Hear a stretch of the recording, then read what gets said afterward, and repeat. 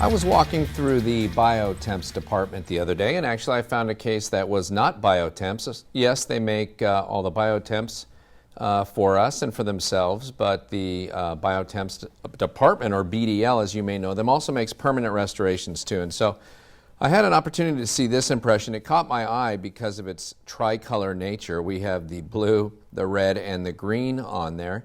And this is for a bridge, a 4-unit bridge that goes back to a wisdom tooth, which is always going to be a tricky prep. This is from 29 to 32.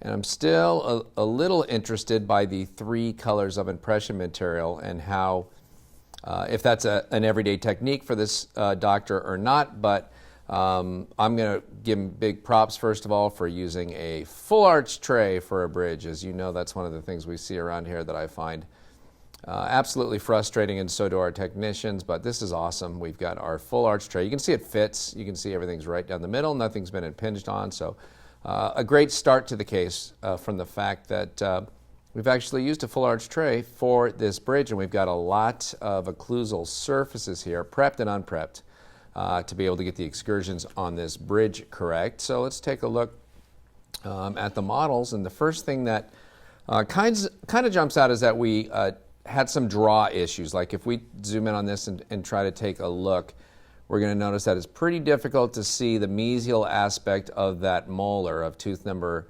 32 at the same time as 29. And if we tilt it to see 32, now the distal of 29 disappears, and so you can see that black mark that we have on the mesial of 32. We have a couple black marks there. This is for a reduction coping. In fact, I grabbed this case from the technician, and they were just starting to make the reduction coping. It's going to be a metal reduction coping. They still prefer metal coping. Some of our departments here will give you a thermoformed coping, but I like the metal ones too, although I'm fine with the thermoformed ones. But I really do like reduction copings. If you're not using a depth cut based system, like that reverse prep technique that I like, where you know you're going to put a 1.5 or a 2 millimeter hole here and then drill until you can't see it anymore. Oftentimes we are guessing a little bit at how much we've reduced, and we may not have reduced enough. And this is just such a great way to be able to take a metal coping, slide it on here. There'll be 2 holes, a hole here and a hole here, and there'll be a hole for that mesial spot as well. And then you just grind the tooth away. It's fantastic. I mean, why not? Why not get it right? And then you're going to have a crown that's going to drop right into place.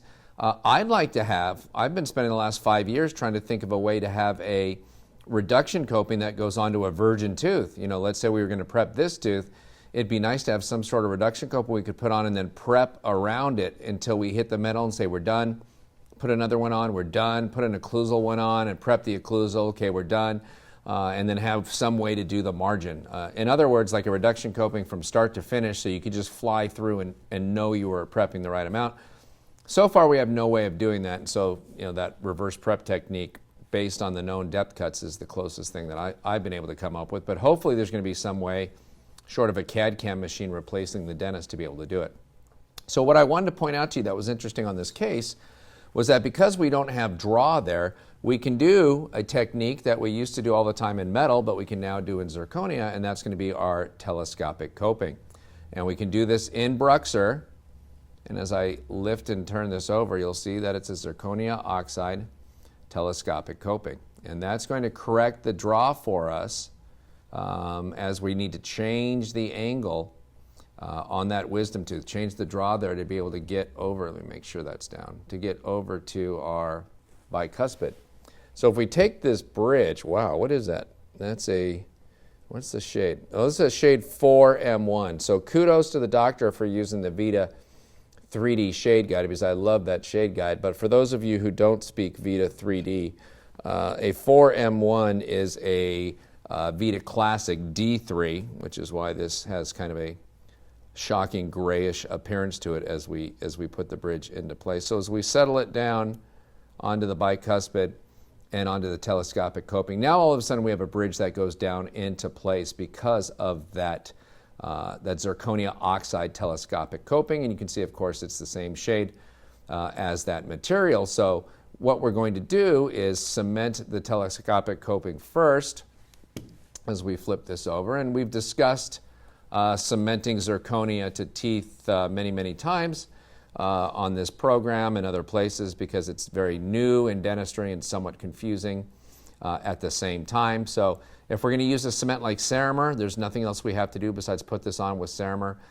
If we're going to bond it into place with a resin-containing cement or cement it with a resin-modified glass ionomer, after we try this in the mouth, we either need to sandblast it or use the IvoClean from Ivoclar, and then use a zirconia primer such as the Z Prime Plus from Bisco, and then use any kind of resin-containing cement such as Reliax Luting Cement Plus from 3M, or we could use a self-adhesive cement, something like SpeedSem from Ivoclar, MaxSem Elite, or Reliax Unisem, or we could use a self-etching resin cement, something like Panavia or Multi-Link Automix from Ivoclar. Any of those, anything that has resin in it is going to bond to the Z Prime Plus on the inside of this. Now, once that's into place, we've got to cement the rest of the bridge.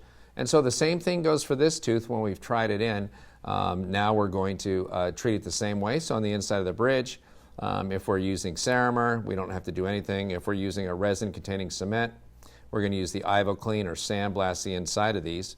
And then, because we're cementing zirconia to zirconia over here on the telescopic coping, we are going to place Z Prime Plus on the outside of the telescopic coping and on the inside of the molar. And then we're going to blow them each dry for 30 seconds and then place whatever resin-containing cement we're going to use in here, in both of these, and then cement down onto the tooth.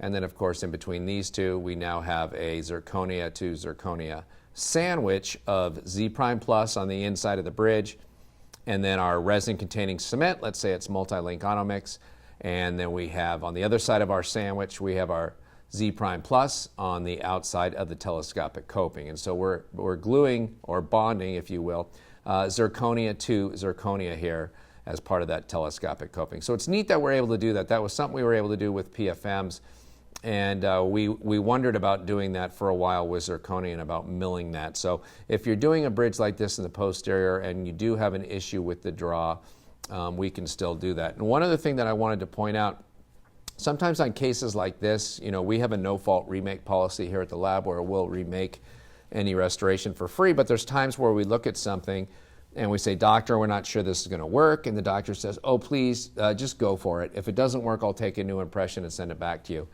And we'll say, okay, but if there's a remake, you have to pay for it. They say, okay. And so, or sometimes they don't, but if they don't want to have to pay for the remake, we have a material such as this. This is polymethyl methacrylate, or PMMA. This is a shade A2, comes in a puck.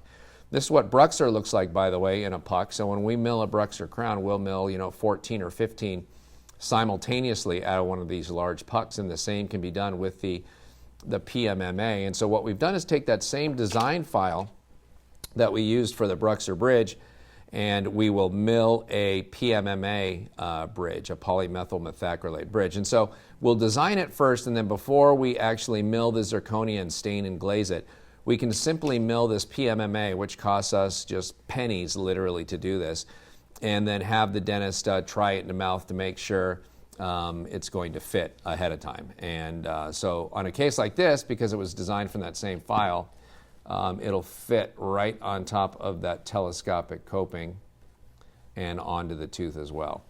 And so there's times where we need the dentist to verify that this is going to fit for us before we go to the permanent restoration. Otherwise, they're going to have to pay for the remake. And if this doesn't fit, this PMMA bridge, then obviously we can just go ahead and redo the bridge, either from a new impression or a new bite, whatever needs to be done, and the dentist won't get charged the $400 for the bridge as they would if we tried this one in after telling them we're not going to pay for the remake because we're not sure this is going to work. So that PMMA option is a nice way.